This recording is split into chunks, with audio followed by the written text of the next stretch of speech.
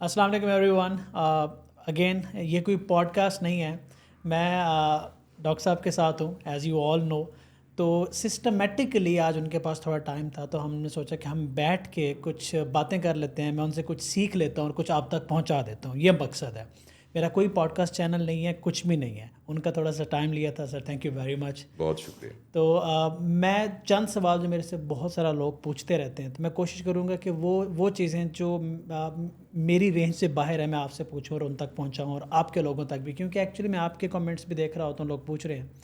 پہلے تو ایک سادہ سے کامن سے سوال سے سٹارٹ کرتے ہیں کہ ابھی میں جو دیکھ رہا ہوں کہ جب ایک پینک آتا ہے, پریشانی آتی ہے, کوئی تنگی آتی ہے, تو نوجوان جو ہوتا ہے وہ اداس ہوتا ہے. جب وہ اداس ہوتا ہے اس کو کوئی موٹیویشن کہیں سے ملتی ہے اور وہ موٹیویشن میں ایکٹ کرتا ہے. جب وہ ایکٹ کرتا ہے بنا سوچے سمجھے تو وہ ایک اور ریئیکشن آتا ہے, پھر فیلئر آتا ہے, اداسیاں آتی ہیں.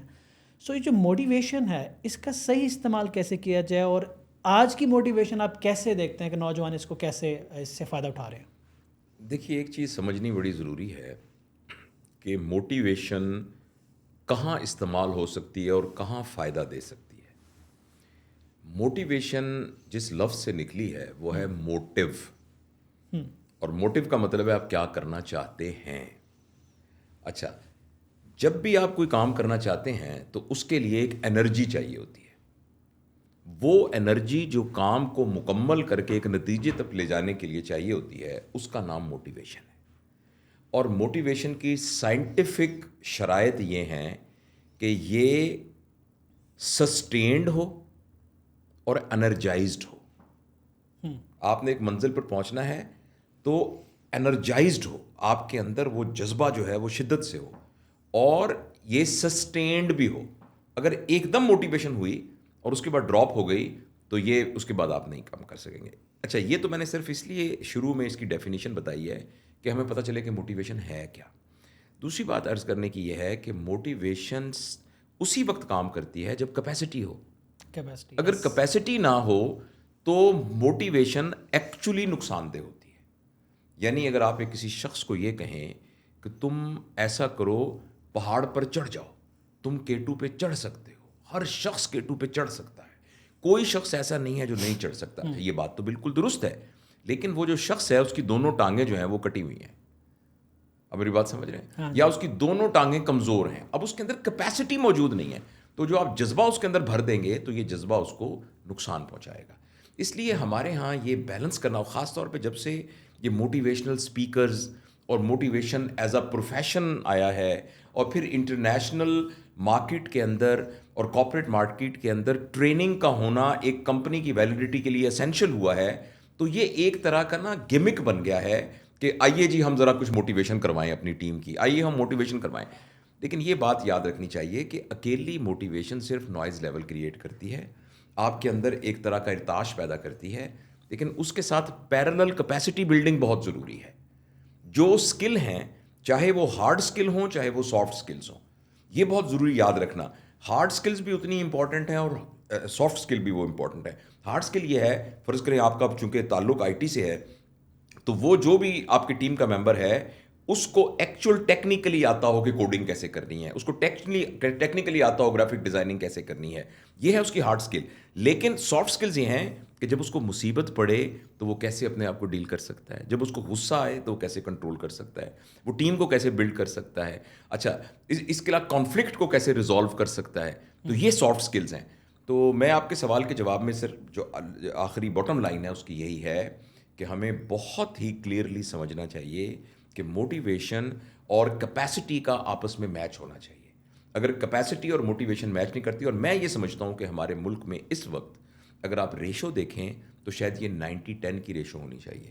90% آف دا ٹائم ہماری ٹریننگ اور ٹیچنگ کا وہ اسکل ڈیولپمنٹ پر ہونا چاہیے, کیپیسٹی بلڈنگ کا ہونا چاہیے, فیکلٹی ڈیولپمنٹ کا ہونا چاہیے, اور 10% ٹائم موٹیویشن کا ہونا چاہیے. اور یہ انفارچونیٹلی ریورس ہے, الٹا ہے, اور جس کا کہ نقصان ہوتا ہے. اس لیے نا مجھے اس بات پر بڑی الجھن ہوتی ہے جب مجھے کوئی تعارف کراتا ہے, جی ہم آپ سے بات کراتے ہیں ڈاکٹر جاوید اقبال مایا ناز موٹیویشنل اسپیکر.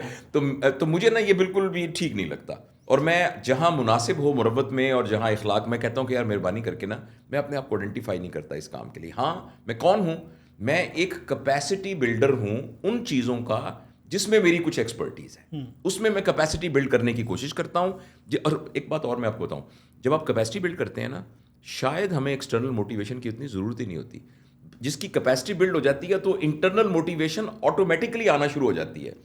آپ کو ایک کام آتا ہو, مجھے یاد ہے جب میں آسٹریلیا گیا تھا 1994 میں, تو جب میں لیپروسکوپک سرجری پاکستان میں بہت تھوڑے سے لوگ کرتے تھے, جب مجھے وہاں آ گئی نا یہ کرنی, اور میں نے دیکھا کہ میرے اس سپروائزر نے کہا کہ انڈیپینڈنٹلی تم کر سکتے ہو, میرے اندر خود ہی انٹرنل موٹیویشن آ گئی کہ میں جلدی سے پاکستان جاؤں اور جا کر یہ کام کرنا شروع کروں. میں تھوڑا سا آپ کو کاٹوں گا, انٹرنل اور ایکسٹرنل موٹیویشن ڈیفائن بھی کر دیں. یہ بھی لوگوں کو بہت کنفیوز کرتا ہے کہ میں موٹیویٹڈ تو ہوں, واٹ از دا فیکٹر؟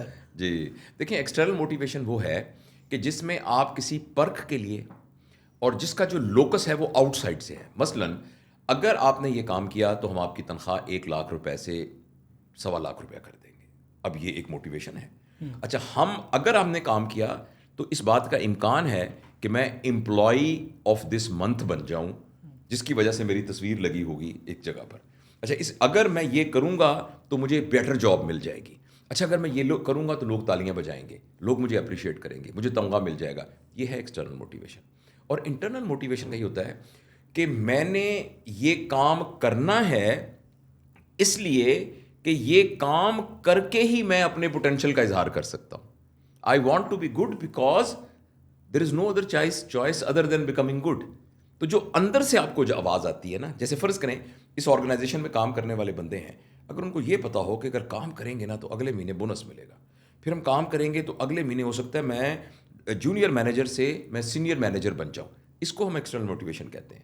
اور یہ ٹو اسٹارٹ, کک اسٹارٹ کے لیے بہت اچھا ہوتا ہے, یہ ضروری ہوتا ہے ٹو کک اسٹارٹ, یا جس جگہ پر گاڑی رک جائے تو دھکا دینے کے لیے بہت اچھا ہوتا ہے. لیکن ultimately long term organisations, individuals, nations جو ڈیولپ ہوتے ہیں وہ انٹرنل موٹیویشن سے ہوتے ہیں. مثلاً آپ کے اس ایگزامپل یہ ہے کہ آپ کی آرگنائزیشن کے اندر کام کرتے وقت جو بندہ یہ سوچے گا کہ یار یہ پیسے تو آ ہی جائیں گے, مجھے پتا ہے کہ میری قدر تو ہوگی, لیکن یار اس کمپنی کو میں انٹرنیشنل سین پہ بنانے کے لیے جب میں حصہ ڈالوں گا تو یہ میرے لیے کتنی خوشی کی بات ہوگی. یہ انٹرنل موٹیویشن ہے. اور جب آپ انٹرنلی موٹیویٹڈ ہوتے ہیں پھر اس کا ایک یہ بہت بڑا فائدہ ہوتا ہے کہ اگر کوئی سیٹ بیک بھی ہو جائے, کسی جگہ پر کوئی پرابلم بھی آ جائے تو آپ رکتے نہیں ہیں, کیونکہ آپ کا موٹیو ڈیفائن ہوتا ہے. تو یہ فرق ہے ایکسٹرنل اور انٹرنل موٹیویشن میں. تو دیکھیں, ابھی سمجھیں ہیں کہ حالانکہ میں آج کے نا کرنٹ افیئرس کو مد نظر رکھ کے آپ سے سوال پوچھوں گا تاکہ لوگوں کو نا ریلیٹ کرنے میں آسانی ہو. آپ کے پاس بہت ساری رسپانسبلٹیز ہیں, آپ نے کچن بھی رن کرنا ہے, آپ نے سیکھنا بھی ہے, بہت ساری ذمہ داری ہیں. ان ساری ذمہ داریوں کے اندر پرسنل گرومنگ پیچھے رہ رہی ہے. فار ایگزامپل ایک بچہ صبح نکلتا ہے, وہ اس کے سر پہ ایک پریشر ہے کہ اس مہینے کے اینڈ پہ بل بھرنا ہی بھرنا ہے, اور ایک تو سینس آف کمپیریزن ہمارے وہاں بہت زیادہ ہے, دوسرا ایک پریشر ہے, فائنینشیل پریشر ہے. اس فائنینشیل پریشر کے اندر جو اس کی ایک انٹلیکچوئل گروتھ ہونی چاہیے وہ رکی ہوئی ہے. فار ایگزامپل یار کہیں بیٹھ کے وہ سکون سے کوئی کتاب پڑھ لے, اتنا ٹائم نکال لے کہ کسی عالم کے ساتھ وقت گزار لے, کسی انسان کے پاس جا کے وہ تھوڑا سیکھ لے, یہ سارا ٹائم نہیں ہے. تو آپ کو کیا لگتا ہے کہ نوجوان اس ساری افراتفری کے اندر اپنے انٹلیکٹ لیول کو کیسے بڑھا سکتے ہیں؟ اس سلسلے میں جو ٹائم مینجمنٹ کی ایک گرڈ ہے وہ آپ نے پڑھی ہوگی, مختلف کتابوں میں ہے, اسٹیون اور کافی کی کتابوں میں بھی ہے, اور ٹائم مینجمنٹ کی ورک شاپس میں بھی پڑھائی جاتی ہے, جس میں کاموں کو 4 حصوں میں ڈیوائڈ کیا جاتا ہے. کچھ کام ہوتے ہیں جو ارجنٹ ہیں اور امپورٹنٹ ہیں, یعنی ارجنٹ بھی ہیں اور امپورٹنٹ بھی ہیں. ابھی آواز آئی کہ نیچے آگ لگ گئی ہے, اب آپ جو بھی کچھ کر رہے ہیں, ریکارڈنگ کر رہے ہیں, کچھ بھی کر رہے ہیں, ایون نماز بھی پڑھ رہے ہیں, تو آپ چھوڑ کے بھاگیں گے کیونکہ وہ ارجنٹ بھی ہے اور امپورٹنٹ بھی ہے. اچھا, کچھ کام ایسے ہوتے ہیں جو ارجنٹ ہوتے ہیں مگر امپورٹنٹ نہیں ہوتے. کچھ کام ارجنٹ ہوتے ہیں, کچھ کام ارجنٹ ہوتے ہیں مگر امپورٹنٹ نہیں ہوتے. مثلاً کیا, مثلاً ابھی ایک آدمی آیا اور آ کے اس نے کہا کہ عرفان صاحب ایسا ہے کہ یار میں نے اپنے رشتہ داروں کو لینے کے لیے جانا تھا ایئرپورٹ سے, تو وہ نا ان کے ساتھ تو سامان بہت ہے, تو آپ اپنی گاڑی مجھے دے دیں. اور آپ اچھا, اب آپ کا آلریڈی پلان ہے جو اپنے شیڈول کیا ہوا ہے, اب یہ کام ارجنٹ ہے مگر آپ کے لیے امپورٹنٹ نہیں ہے. اچھا, تیسرے وہ کام ہوتے ہیں جو نان ارجنٹ ہیں, نان امپورٹنٹ ہیں. مثلاً میں یہ موبائل کھولوں اور ایم ہی واٹس ایپ دیکھنا شروع کر دوں, میں ایم ہی بیٹھ کے نا فضول سا کام کرنا شروع کر دوں. اچھا, یہ نان ارجنٹ ہے, نان امپورٹنٹ ہے. اور چوتھے وہ کام ہیں جو نان ارجنٹ ہیں مگر امپورٹنٹ ہیں. نان ارجنٹ ہے اور امپورٹنٹ ہے. یہ 4 گرڈ کو اگر آپ 4 میں ڈیوائڈ کریں, آخری میں نے آپ کو ایگزامپل نہیں دی نان ارجنٹ اور امپورٹنٹ کی, اس لیے کہ اس پر میں تھوڑا ایلیبوریٹ کرنا چاہتا ہوں. آپ ذرا ایک لمحے کے لیے سوچیں, زندگی میں کون سا کام ایسا تھا جو آپ نہیں کر سکے, لیکن اگر کر لیتے تو آج آپ کی زندگی خوبصورت ہوتی. میں سوچوں نا, یار میں اگر ایکسرسائز زیادہ کر لیتا نا تو میری صحت بہتر ہوتی. میں یار ذرا عربی سیکھ لیتا نا تو قرآن بہتر ہوتا. اچھا میری والدہ کے ساتھ میں کچھ ٹائم زیادہ گزار لیتا تو یہ جتنے بھی کام ہیں جو آپ پچھتاوے کے طور پر آپ کو یاد آتے ہیں, یہ سارے وہ کام ہیں جو نان ارجنٹ بٹ امپورٹنٹ تھے. تو زندگی میں سب سے زیادہ جو آپ نے کنٹریبیوٹ کرنا ہے نا, ایسے کام کرنے ہیں جو نان ارجنٹ ہوں اور امپورٹنٹ ہوں. نان ارجنٹ ہوں اور مثلاً آپ کو اچانک خیال آیا کہ یار میں اس کی وائرنگ نہ ٹھیک کر لوں اس کمرے کی. جب آپ اس کی وائرنگ کو, حالانکہ کوئی ارجنٹ تو نہیں ہے, مگر آپ نے 2 گھنٹے لگا کے یہ وائرنگ ٹھیک کر لی, اس کا نتیجہ کیا ہوگا کہ جو ارجنٹ اور امپورٹنٹ کام تھے وہ کم ہو جائیں گے. یعنی جو اچانک آگ لگنی تھی نا کسی دن اور بجلی نے خراب ہونا تھا وہ نہیں ہوگا. آپ کو خیال آیا کہ یار میں روزانہ گھنٹہ نکال کے جم میں جاؤں, یہ نان ارجنٹ ہے مگر امپورٹنٹ ہے. آپ یہ کرنے لگ جائیں گے تو وہ جو ارجنٹ ہونا ہے نا کہ اچانک بیٹھے بیٹھے آپ نے بیمار ہونا ہے, وہ بیمار ہونا کم ہو جائیں گے. تو اس گرڈ کے اندر یہ جو ایلیمنٹ ہے نان ارجنٹ اینڈ امپورٹنٹ کام, ان کو ہم کر لیں ایکسپینڈ. جو ہیں نان ارجنٹ نان امپورٹنٹ اس پر تو کاٹا مار دیں. دیکھو زندگی اللہ نے ایک دفعہ دی ہے, اس میں ایک لمحہ بھی ضائع کرنا اور اس کو بے مصرف کرنا یہ گناہ ہے بالکل. تو جو نان ارجنٹ نان امپورٹنٹ ہیں, مثلا ایم ہی بیٹھ کے واٹس ایپ کھولی جا رہے ہیں, دیکھ رہے ہیں کیا ہو رہا ہے کیا ہو رہا ہے کیا ہو رہا ہے, ایم ہی فیس بک کے اوپر دیکھی جا رہے ہیں, یعنی اگر تو کوئی انفارمیشن کے لیے کر رہے ہیں تو وہ اور بات ہے, اس کو تو زندگی سے نکال دینا چاہیے. تو ایک گرڈ آپ نے نکال دی, اب وہ 3 گرڈ میں سے ایک گرڈ بڑی ہو گئی جو نان ارجنٹ نان امپورٹنٹ ہے. اب جو دوسری گرڈ تھی جو کہ ارجنٹ بٹ ان امپورٹنٹ تھی, اس کے لیے آپ ڈیلیگیٹ کرنا سیکھ لیں. اچھا ایسا ہے کہ گاڑی تو میرے پاس نہیں ہے, لیکن ایسا کرتے ہیں کہ میں آپ کو اپنا وہ دے دیتا ہوں, میرا ایک دوست وہاں رہتا ہے, میں اس کو کہہ دیتا ہوں یہ میرا اسسٹنٹ جا کے آپ کو کرائے گا. یعنی آپ نے اس کام کو ڈیلیگیٹ کر دیا.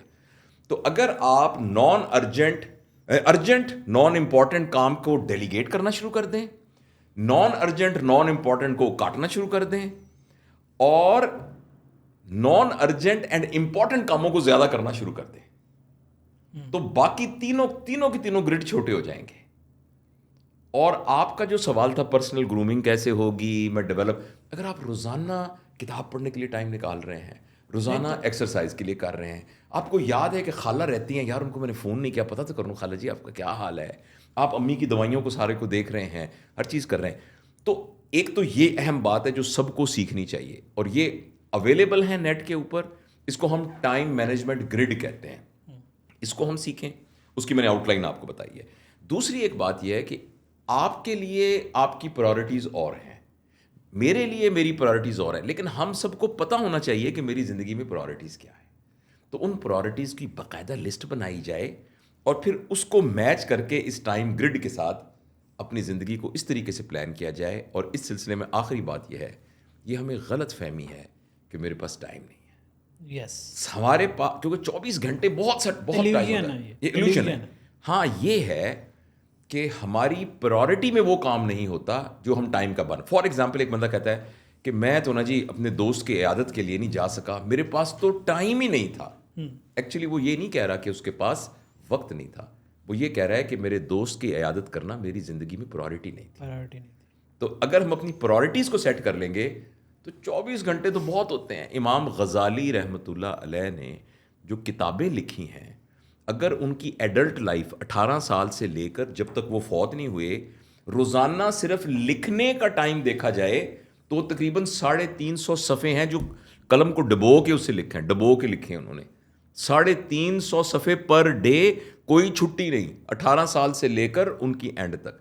یہ کیسے نکل آیا ٹائم؟ تو ٹائم تو ہوتا ہے لوگوں کے پاس. جو ایک اور چیز بھی ہے جو لوگوں کو دھوکہ دے رہی, میں ایڈ کر دوں گا اس میں, جو جن سے ان کو لگتا ہے کہ ان کے پاس ٹائم نہیں ہے. ابھی آپ نے ایک بات کی کہ اگر آپ واٹس ایپ اسکرول کر رہے ہیں, فیس بک اسکرول کر رہے ہیں, اگر آپ انفارمیشن کے لیے وہاں نہیں ہیں تو آپ اپنا ٹائم ویسٹ کریں کیونکہ وہ نان امپورٹنٹ اور نان ارجنٹ ہے. اب ہو کیا رہا ہے کہ یوزر کو پتہ ہی نہیں ہے کہ یہ انفارمیشن ہے یا گاربیج ہے, یہ انفارمیشن ہے بھی یا نہیں ہے. سوشل میڈیا ہیلوسینیشن پہ میں نے کچھ عرصہ پہلے بات کی تھی. سوشل میڈیا ہیلوسینیشن کیا کر رہی ہے, وہ یہ کر رہی ہے کہ وہ آپ کو ایک انفارمیشن صحیح دے گی, دوسری انفارمیشن صحیح دے گی, پھر بیچ میں خرافات آپ کے دماغ میں گھسا دے گی اور آپ اس پہ بھی ٹرسٹ کر جاتے ہیں. ٹھیک ہے, تو سوشل میڈیا نے ایک ہیلوسینیشن کریٹ کی ہوئی ہے کہ زیادہ تر نوجوانوں کو یہ پتہ ہی نہیں چل رہا کہ جو انفارمیشن ہم لے رہے ہیں وہ ہمارے لیے امپورٹنٹ ہے یا نہیں. انفیکٹ وہ ایون انفارمیشن ہے یا نہیں ہے. فار ایگزامپل کہ آج اگر ہم فیس بک کھولتے ہیں, کوئی نہ کوئی کانٹینٹ تو ملے گا, کہیں تو ہمیں یہ کہے گا نا جی آج اسلام آباد میں کیا ہوا, یہ انفارمیشن ہے. سوال یہ پیدا ہوتا ہے کیا یہ انفارمیشن میرے لیے انفارمیشن ہے؟ ہو سکتا ہے یہ انفارمیشن آپ کے لیے ایک انفارمیشن ہو لیکن میرے لیے وہ ویسٹ آف ٹائم ہو. اور اس کا حل یہ ہوتا ہے کہ جب آپ کی پرائرٹیز کلیئر ہوتی ہے تو پھر آپ کو یہ پتہ چل جاتا ہے کہ کیا انفارمیشن آپ کے لیے انفارمیشن ہے اور کیا انفارمیشن آپ کے لیے ٹائم ویسٹ ہے. جب آپ کا ٹائم نکل آئے گا, آپ کتابیں پڑھو گے تو ٹائم گریڈ کے ساتھ میچ کر دو گے تو وہ ہوگا. ویسے ٹائم گریڈ میں جب آپ مجھے یہ کہتے ہیں نان ارجنٹ نان امپورٹنٹ, مجھے لگا تھا کہ نان ارجنٹ اور امپورٹنٹ, مجھے لگا یہ سب سے اینڈ میں کرنا ہوگا. ارجنٹ اور امپورٹنٹ ہیومن نیچر ہے, وہ کیونکہ ارجنٹ بھی باہر آگ لگی ہوئی ہے.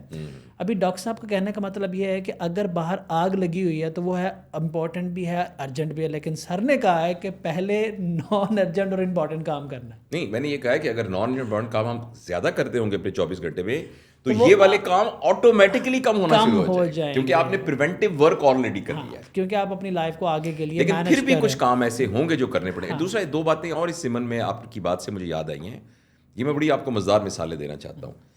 گھوڑا ہوتا ہے نا, گھوڑا, کبھی آپ گھوڑے کو چارہ چرتے ہوئے دیکھیں, وہ ڈالتا رہتا ہے اور وہ گھاس کی ہر چیز کو منہ میں ڈالتا رہتا ہے, لیکن اس کے منہ میں ایک میکینزم ہوتی ہے کہ کچھ عرصے کے بعد جو ٹریش ہے نا, جو فضول چیزیں ہیں, وہ اپنے اس والے بکٹ ایک طرف گال میں رکھتا جاتا ہے اور گھاس دوسرے والے میں رکھتا جاتا ہے, اور بعد میں گھاس کھا جاتا ہے اور باقی اسپٹ آؤٹ کر دیتا ہے.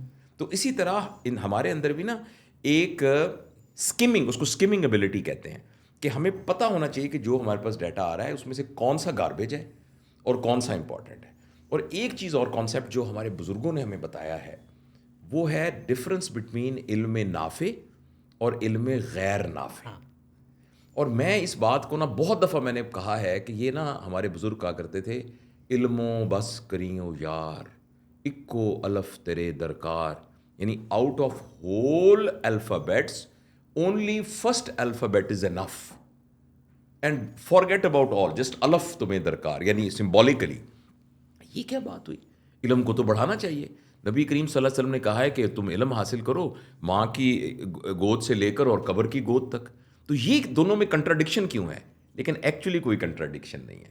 وہ علم جو نبی کریم صلی اللہ علیہ وسلم نے کہا ہے وہ ہے علم نافع, اور جس علم سے یہ منع کیا گیا علم و بس کریو یار وہ ہے علم غیر نافع. یعنی جو علم, اچھا چونکہ جو علم غیر نافع ہوتا ہے نا وہ نہ صرف یہ کہ آپ کو چاہیے نہیں ہوتا, بلکہ یہ ایک برڈن بن کر آپ کے اوپر رسپانسبلٹی بن جاتی ہے جس کے ایکچولی آپ جواب دہ نہیں تھے مگر آپ اس کے جواب دہ بن جاتے ہیں. تو یہ بات بڑی ضروری ہے کہ جو کچھ ہمارے پاس آ رہا ہے ہمیں چاہیے بھی کہ نہیں چاہیے. ٹرو. ابھی ان ساری چیزوں کے رزلٹ سے جو مجھے اکثر کالز آتی ہیں, میسیجز آتے ہیں, بڑی تکلیف دہ, کہ پچھلے چند سالوں میں نوجوانوں میں فرسٹریشن اس حد تک بڑھ گئی ہے کہ وہ سوسائڈل تھاٹس جو ہیں وہ بہت زیادہ ہوتے جا رہے ہیں. ٹھیک ہے, ان سے بات کریں تو وہ آگے سے یہ کہتے ہیں کہ ہمیں کچھ نظر نہیں آ رہا, کچھ سمجھ نہیں آ رہا, ہمیں کوئی مدد نہیں ہے, کوئی ہیلپ نہیں ہے, ہمارے سامنے کوئی اپرچونٹی ہے ہی نہیں. آپ کیا سمجھتے ہیں ان تھاٹس سے کیسے فائٹ کی جائے, اس فرسٹریشن سے کیسے فائٹ کی جائے, اپنا وہ جو دیکھنے کا نظریہ ہے وہ کیسے بدلنا چاہیے جب کسی کو کچھ نظر نہیں آ رہا؟ دیکھیے عرفان, ایک بات تو بڑی اہم ہے سمجھنے کی کہ ہم جو کچھ بھی کر رہے ہوتے ہیں نا اور ہمارا جو بھی کنڈکٹ ہوتا ہے اس کی بہت زیادہ کنٹریبیوشن اس بات کی ہوتی ہے کہ ہمارا زندگی کے بارے میں ویلیو سسٹم کیا ہے. فار ایگزامپل, ایک آدمی کا غیرت کے بارے میں ویلیو سسٹم یہ ہے کہ اگر کسی نے اس کو گالی دے دی تو وہ اس کو قتل کر دے گا کیونکہ وہ گالی برداشت نہیں کر سکتا. اگر اس کا ویلیو سسٹم غیرت کا یہ ہے. اگر اس کا غیرت کا ویلیو سسٹم یہ ہے کہ میری بیٹی وہ بغیر دوپٹے کے اگر اس نے دودھ والے سے دودھ لے لیا تو یہ بہت خطرناک، میرے لیے بڑی بےزتی ہو گئی کہ ننگے سر میری جو ہے نا بیٹی وہاں باہر کیوں چلی گئی. تو یہ میں مثالیں وہ دے رہا ہوں کہ ہم یہ ڈٹرمن کرتا ہے کہ ہم نے چیزوں کی ڈیفینیشن غیرت کی کیا بنائی ہے، عزت کی کیا بنائی ہے، رسپیکٹ کی کیا بنائی ہے، بڑا ہونے کی کیا ویلیو سسٹم بنایا ہے. اچھا، اگر وہ ویلیو سسٹم ہمارا لو لیول پر پلیس ہوا ہے یا ان اپروپریٹ پلیس ہوا ہے اور جب ہماری ایکسپیکٹیشن میٹ نہیں ہوتی تو ہمیں فرسٹریشن ہوتی ہے. لہٰذا اگر ایک آدمی کے ذہن میں یہ ویلیو سسٹم بنا ہوا ہے کہ یار اگر میرا اپنا گھر ہی نہ ہوا، میری اپنی گاڑی نہ ہوئی اور میرے پاس میں مہینے کے 2 لاکھ روپے نہ کماتا ہوا تو میری زندگی کا کیا فائدہ ہے، تو یہ چیز اس کے اندر ایک فرسٹریشن کریٹ کر دے گی. اس کے مقابلے میں جس کا ویلیو سسٹم یہ بنا ہوا ہے یار زندگی میں اصل چیز تو یوزفلنس ہے، اصل چیز تو لوگوں کو فائدہ پہنچانا ہے، اصل چیز تو اپنے وقت کو اچھی صحت کے ساتھ گزارنا ہے، تو اب وہ چیزیں اس کے لیے فرسٹریشن کا باعث نہیں بنیں گی اور اس کے لیے اور چیزیں فرسٹریشن کا باعث بنیں گی. کچھ لوگ خودکشی پہ تیار ہو جاتے ہیں محبت میں ناکامی پر، کچھ نہیں تیار ہوتے. کچھ خودکشی پہ تیار ہو جاتے ہیں ریلیشنز کے بریک ہونے پر، کچھ نہیں تیار ہوتے. اس کی ریزن یہ ہے کہ ہم نے اپنے بچوں کی تربیت ایز این انڈیویجول اور ایز اے سوسائٹی اپنے پورے معاشرے کے بچوں کی تربیت کے اوپر انویسٹ نہیں کیا ہوا اور ان بچوں کا ویلیو سسٹم غلط ڈیولپ کر دیا ہے. ایک یہ بات ہے. اور دوسری بات یہ ہے کہ کچھ ان لوگ جو فوکس کرنے کی ابیلٹی ہے نا، یہ انسان کی صلاحیتوں کو 2 چند کر دیتی ہے، 2 چند کیا 100 چند کر دیتی ہے. انفارچونیٹلی آج کے زمانے میں frustration, suicidal thoughts, childhood depression, addiction, abnormal sexual behaviours, ان سب کو ریلیٹ کیا جاتا ہے ان ابیلٹی ٹو فوکس کے ساتھ، جس میں بہت عمل دخل ہے اسکرین کا بھی.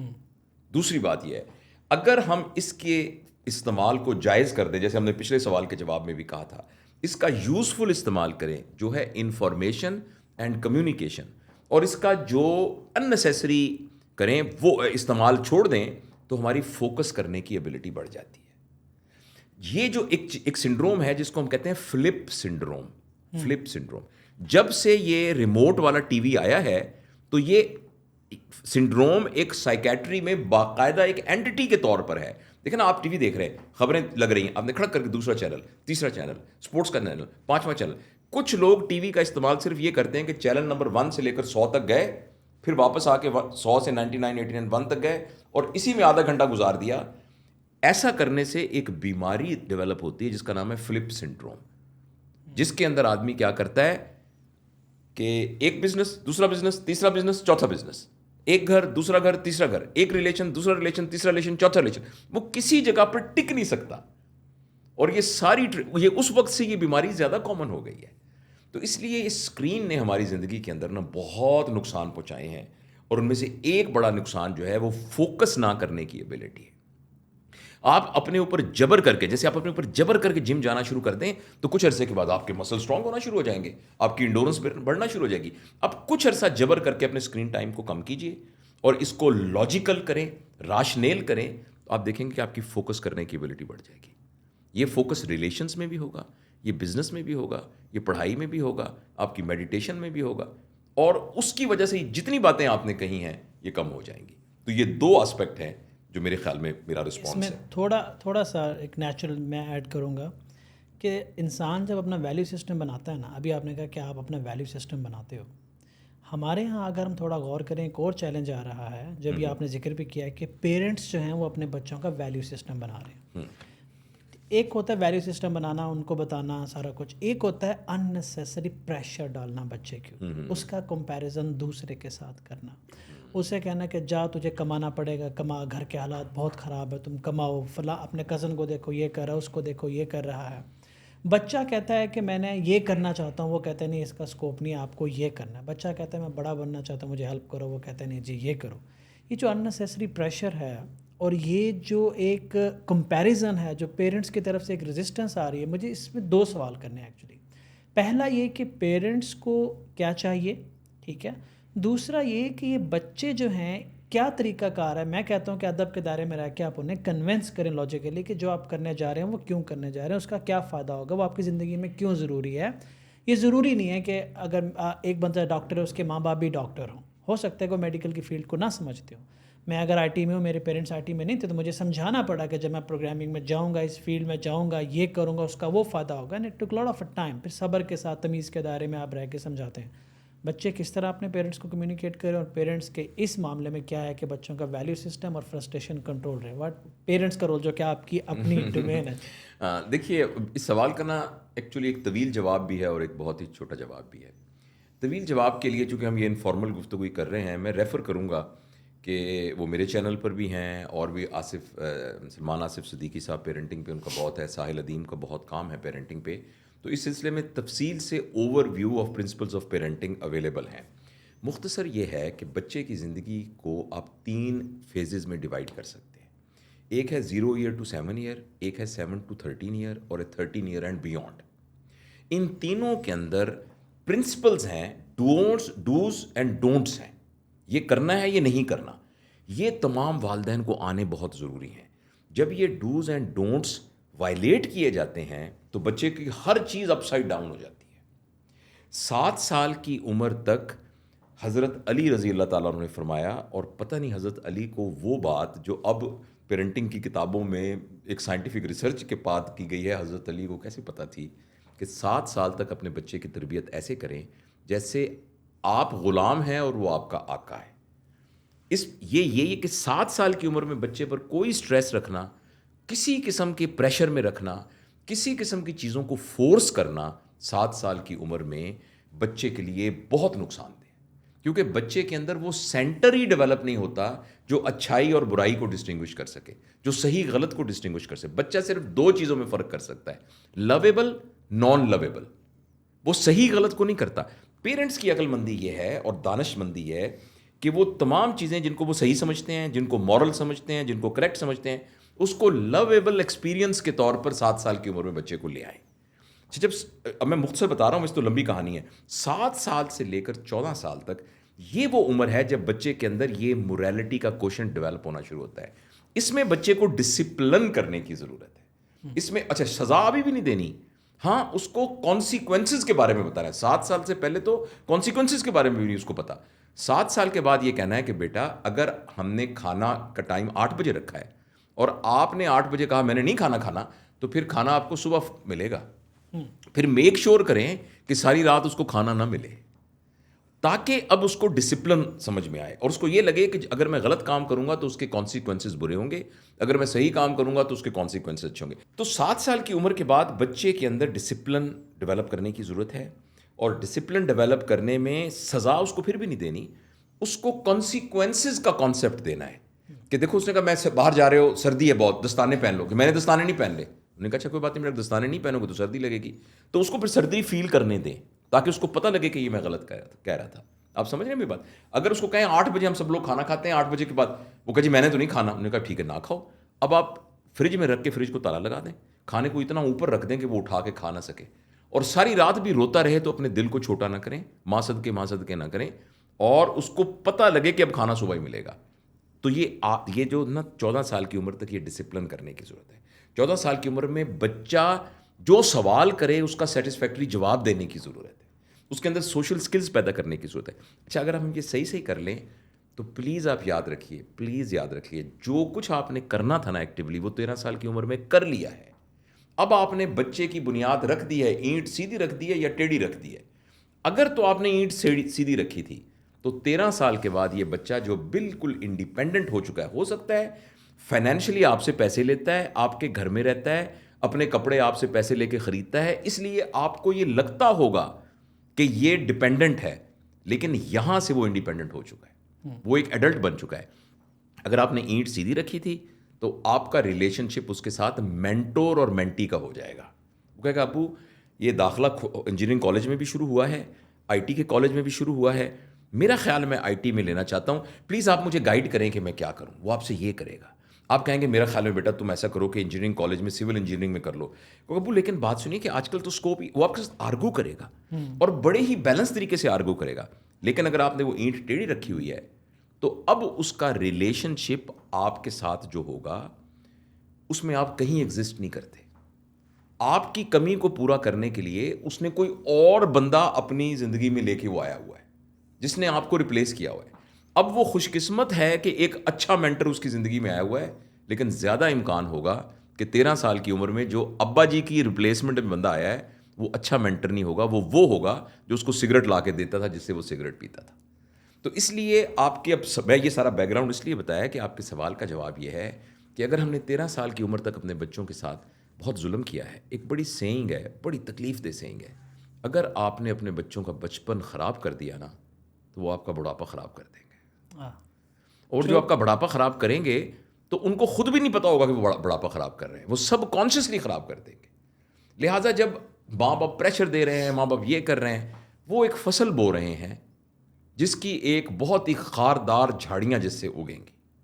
لہٰذا جب بڑی عمر میں والدین شکایت کرتے ہیں، بچے یہ نہیں کرتے، یا بچے شکایت کرتے ہیں کہ میرے اوپر پریشر ہوا ہے، انفارچونیٹلی اس وقت تک کچھ نہیں ہو سکتا. صرف ان صورت میں ہو سکتا ہے کہ والدین ریئلائز کریں کہ وی ور رانگ، اور بچے ریئلائز کریں کہ میرے اندر کیا ڈیفیشنسی ہے. لیکن اس کے لیے اہم چیز پریونٹیو ہی ہے کہ ہم شروع ڈے 1 سے ہی ان پرنسپلس کا خیال رکھیں. لیکن اگر یہ اب ہو گیا ہے، میں ایز اے والد یہ بات 3-4 دفعہ کر چکا ہوں، اور وہ یہ ہے کہ اگر آپ کو احساس ہو جائے نا کہ یار آپ زیادتی کرتے ہیں بچوں کے ساتھ، تو آپ بچوں کو بٹھا کے، جو ایڈلٹ بچے ہیں آپ کے، کہ بیٹا میں آپ کا والد ہوں، میں آپ سے بہت پیار کرتا ہوں، لیکن مجھے سمجھ نہیں تھی کہ میں نے پیار کا اظہار کیسے کرنا ہے، آپ مہربانی کر کے نا میری اس غلطی کو معاف کر دینا. اتنا کریج والدین کے پاس ہونا چاہیے. اور میں نے یہ کام 2-3 دفعہ اپنے بچوں کے سامنے کیا ہے. میں اپنی مثال کہتا ہوں، پتہ نہیں وہ اللہ کرے اللہ قبول ہو جائے، کہ اس میں مجھ سے یہ غلطیاں ہوئی ہیں، لیکن let start the life again. تو ہمارا ریلیشن شپ آپ کے ساتھ مینٹور کا ہے. دوبارہ سے اپنے ریلیشن شپ کو ریوائز کیجیے. ریلیشن شپ ریوائز ہو جائے گا تو پچھلی کمیاں پوری ہو جائیں گی. تو یہ میرا خیال ہے. گریٹ. ہم نے بیسک سے اسٹارٹ کیا، تھوڑا سا ٹیک کی طرف آتے ہیں، اور جو ہمارا اپنا ہے، اور میں لیڈرشپ پہ ختم کروں گا، ٹائم آپ کا زیادہ لگ رہا ہے. کوئی بات. دیکھیں ٹیک میں میں تو اپنی آپ جانتے ہیں میں کلیئر کرتا رہتا ہوں، آپ کی طرف سے بھی سوال آتے ہیں جہاں بھی آتے ہیں. ٹیک میں نا ایک مسکنسیپشن یہ ہو گیا ہے کہ میں ڈاکٹر ہوں، یا میں ایگریکلچر میں ہوں، یا میں بینکر ہوں، میں سیٹلڈ ہوں، میری جاب نوکری پکی ہے، مجھے ضرورت نہیں ہے ٹیک کے ایکسپوجر کی. نا میں کیا کروں گا، میری یہ فیلڈ نہیں ہے. آپ کو کیا لگتا ہے کتنا ضروری ہے؟ آپ اتنا ٹیک کے بارے میں جان گیا، مجھ سے اتنے سوال کرتے ہیں، اب آپ کو EMRs EHRs کے پیچھے ٹیک کا اتنا پتہ ہے، یہ کتنا ضروری ہے؟ اور ایز اے پیرنٹس میرا یہ ماننا ہے، میں شاید سمجھا نہیں پاتا اپنے لوگوں کو، کہ ایز اے پیرنٹس آپ کو اس ایکسپوجر کو لینا ضروری ہے، ورنہ آپ اپنے بچوں کے لیے صحیح فیصلہ نہیں کر پائیں گے. اور ان کے جو مینٹور والی ابھی آپ بات کر رہے تھے کہ وہ آپ سے جب سجیشن مانگیں گے تو آپ کے پاس فیصلے کے لیے کچھ نہیں ہوگا. کیا کرنا چاہیے اور یہ کتنا اہمیت کا عامل ہے؟ آپ کو پتہ ہے ایک زمانے میں لوگ پیدل حج کرنے کی جایا کرتے تھے، بہت تھوڑے سے لوگ بحری جہاز پہ جایا کرتے تھے. ایک گاؤں سے دوسرے گاؤں پہ پیدل جایا کرتے تھے. میں اسکول پیدل جایا کرتا تھا، مجھے یاد ہے ملتان کے اندر. اور اس زمانے میں، اس سے بہت پہلے زمانے میں، میرے دادا کہتے ہیں کہ جب پہلی دفعہ سائیکل آیا تھا نا ہندوستان میں، وہ جب رہتے تھے وہاں، تو کسی نے کہا ایک بندہ، پنجابی میں بتاتا ہوں میں، ایک بندہ فصلاں دے اتوں اڑدا جاندہ سی، کیونکہ وہ فصلیں بڑی تھیں تو سائیکل نظر نہیں آ رہا تھا، اوپر سے ایک آدمی نظر آ رہا تھا جو تیزی سے جا رہا تھا. اس نے کہا بندہ اڑدا جا رہا سی. تو اب سب لوگ لو کیا ہو گیا بھائی، کیا ہو گیا یہ ٹیکنالوجی. تو اگر کوئی آدمی ضد کرتا رہے کہ میں نے سائیکل نہیں لینا، میں تو پیدل ہی جایا کروں گا، پیدل کے بڑے فائدے ہیں، بہت صحت اس سے زبردست ہوتی ہے، باقی چیزیں. لیکن جب ایک گاؤں سے دوسرے گاؤں جانے میں 2.5 گھنٹے لگتے تھے، تو جتنی آپ اپنی صحت کے لیے کرتے تھے وہ 15 منٹ آپ ایکسرسائز کر کے کمپنسیٹ کر سکتے ہیں، اور 1.25 گھنٹے کوئی اور یوزفل کام کر سکتے ہیں جو کہ انسان کے شعور کو اوپر لے جائے. جس زمانے میں سائیکل نہیں تھا، انسان کا شعور کہاں تھا، اور اب انسان کا شعور کہاں ہے. تو ٹیکنالوجی نے نہ صرف یہ کہ انسان کے جسم کے لیے اس کے لیے آسانیاں پیدا کی ہیں، بلکہ اس کو اپرچونٹی دی ہے کہ وہ اب اپنے ٹائم کو شعور کی ترویج کے لیے بھی استعمال کر سکے.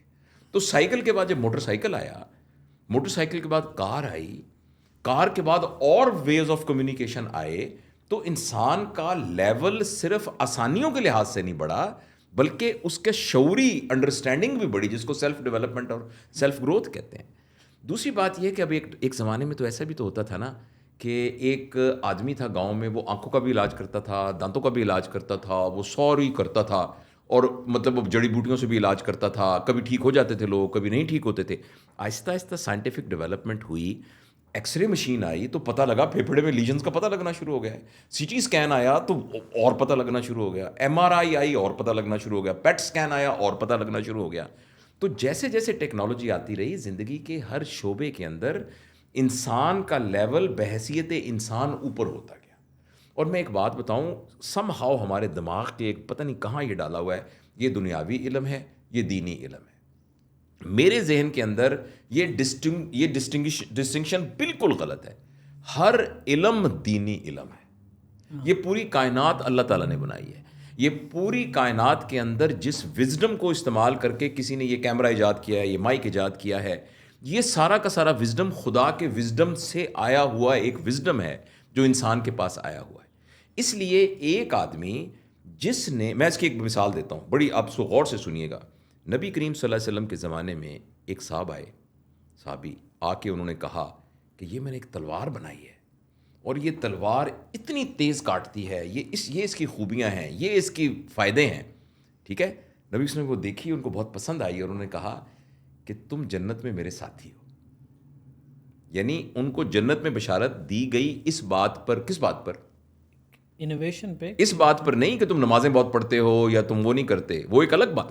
اس کو ایک ٹیکنالوجیکل ایڈوانسمنٹ کے اوپر انہوں نے میں سوچتا ہوں اگر کوئی شخص آ کے کہتا ہے نبی صلی اللہ علیہ وسلم سے کہ حضور میں نے نا ایک چیز بنائی ہے, اس کا نام کار ہے, تو ہم مدینہ جاتے ہیں نا, مکہ سے مدینہ جاتے ہیں, تو اس میں تقریباً ہمارے لگ جاتے ہیں 2 دن 3 دن, تو اس پہ اگر بیٹھیں گے نا 6 گھنٹے میں پہنچ جائیں گے.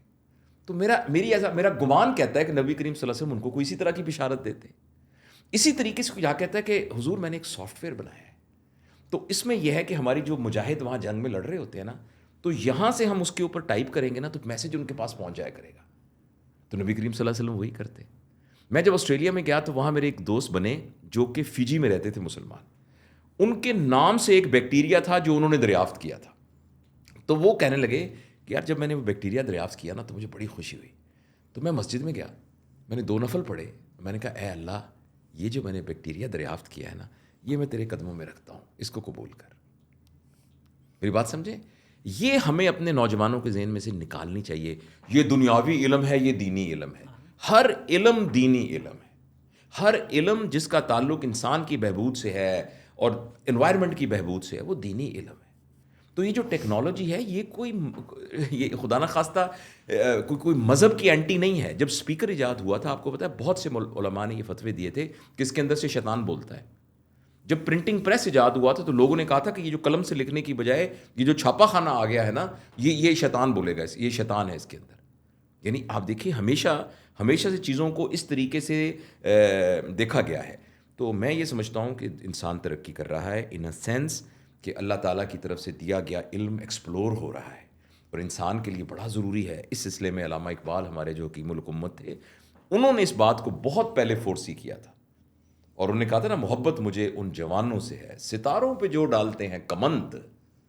یعنی جو ستاروں کے اوپر کنکر کرنے کی کوشش کر رہے ہیں نا, مجھے ان جوانوں سے بہت محبت ہے.